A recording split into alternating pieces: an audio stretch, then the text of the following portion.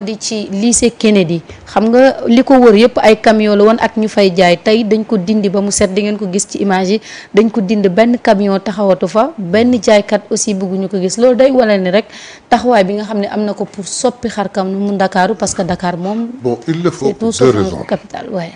Il le fallait pour deux raisons. D'accord. benn bi mooy Dakar dafay préparer ay JOJ. ay gan yu def des milliers et des milliers de personnes dañuy ñëw fii Dakar. il faudrait nga embellir au moins dëkk bi. pour accueillir say gan.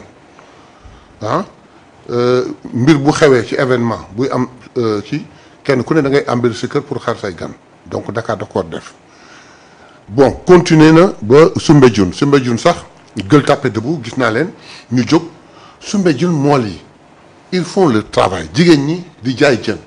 mais xantu congélateur yëpp ñu jël ko rangale ko bu boo rombee ci continue fi ñaaw na ñaawaay goo xam ni il faut ñu ci bàyyi xel il paraît que dindi noonu yooyu yëpp c'est très bon mais j'exhorte le ministre de l'urbanisme boole ko ak le ministre de l'intérieur le maire de la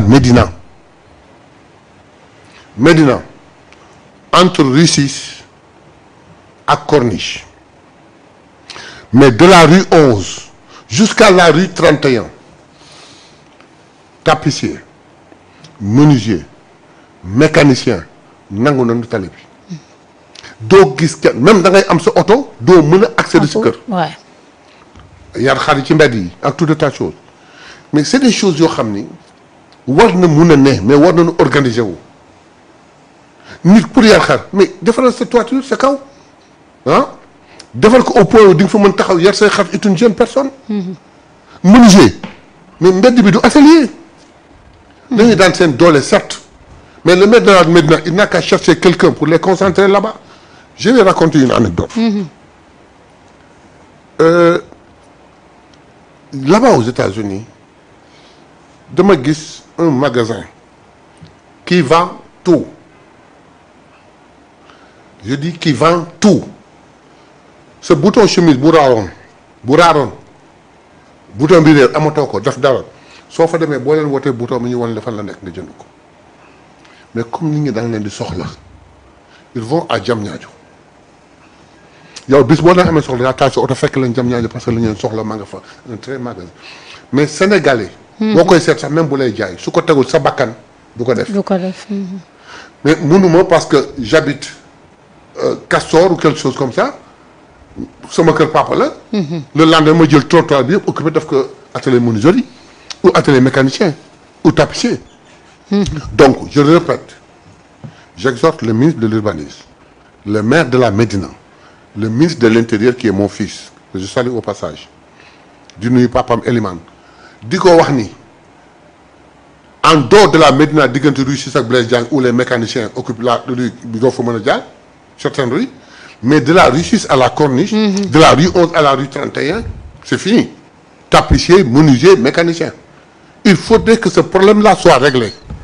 Ensuite, la doléance su waa Médina c'est quoi dans l'encombrement en parlant au ministre de l'Intérieur. Mais en quittant la ville et pour passer sur la Corniche mais waruñu ci def ay entrées mais dans chaque rue war nañ ci def sortie à l'instar de la rue 5. la rue 9 nga def fa sortie la rue 11 nga def fa sortie d'ailleurs la rue 11 sax sortie dafa war parce que ça va jusqu'à Centenaire.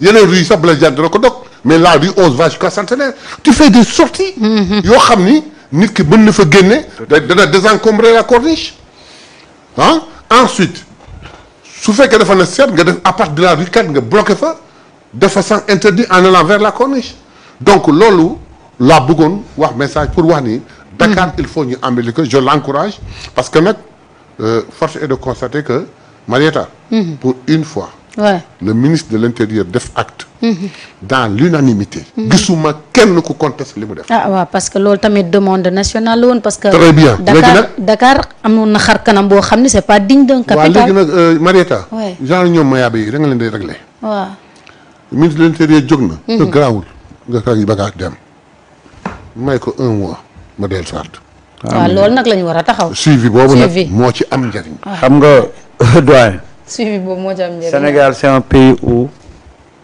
lépp lu nekk ci penc bi il y a des textes yu ko prévoir lépp lu nekk ci penc mi rek. mais dañ ko dul respecté lépp tey boo xoolee ñu ne la il y a la loi de 1967 sur la réglementation des activités qui s'exercent sur la voie publique même ba ci xew yi am ci voie publique bi am na loi boo xam ne mooy réglementer loolu ñu ne la am na la loi de 1976 sur le domaine public de l'État et son décret d'application am na fi ñu ne la am na le code de l'hygiène am na le code de l'environnement am na le code de l'urbanisme yooyu yëpp ñu ngi ci texte bi mais xam nga la mooy problème bi Marieta problème bi mooy on n'applique pas les lois parce que loi yëpp prévoir na ñu ne la fii il est interdit de laver à grande eau les voitures sur les voies et dans les lieux publics ainsi que de laver le linge et les ustensiles ménagères aux bornes fontaines. loolu de moom ngay gis. moom ngay gis ci Ndakaaru. waaw waaw. te lii article L 23 la mais on l'applique pas lépp luy texte bind nañ ko pour réglementer la voie publique lépp luy texte bind nañ ko pour réglementer suñu nekkin ci espace public bi mais on l'applique jamais. on n'applique pas. on l'applique jamais tey xam nga lu ñuy xaar ci autorité yi. ñu appliquer les lois buñ ko appliquer rek léegi penc mi ne cocc. mais da ngay gis tey ay oto nit ñi ay oto garé ay nit ñëw di raxas oto yi ba tooyal foofu yëpp tilimal foofu yëpp. et pourtant y a des textes qui l'interdisent. qui l'interdisent mais duñ ko xoolal. dañu dem ba foog ne lu normal la. tey boo ñëwee wax nit ne ko yow oto yi ngay raxas di tilimal mbedd mi mais lu tax loolu mu dal sa kaw. day jàpp ne moom mu ngi ci droit yam. alors que loolu c'est interdit. En tout cas, le ministre de l'Intérieur a commencé un très grand boulot, approuvé pour tout le Sénégal. D'abord, bu mu yem ci Ndakaaru ñaareel ba il faudrait que mu continuer la rigueur là ba Ndakaaru teguwaat ci yoon. waaye man xam la laa leen di demander est-ce que yéen mënu leen voter loo xam ne occupation nii oto yi ñuy bàyyi ku gaare sa oto bu yàqu ci mbedd mi ñu saisir ko boo fayul 1 million doo ci jot. non peut pas.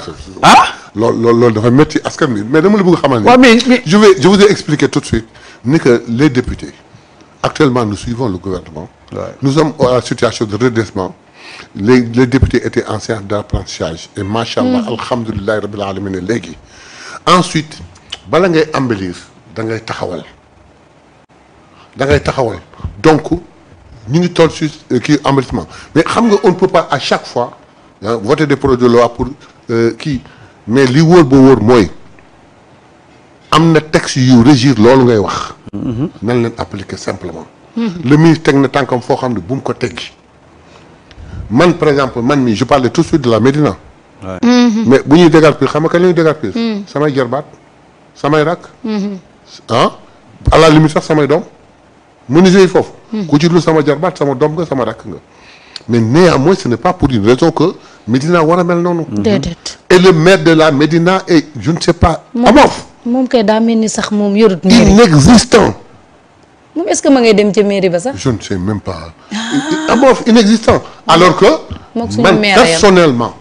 il n'y a pas un seul jour ma dawal wala ma dem xew Médina. wala ma dem situation am Médina xew bu mu mën doon.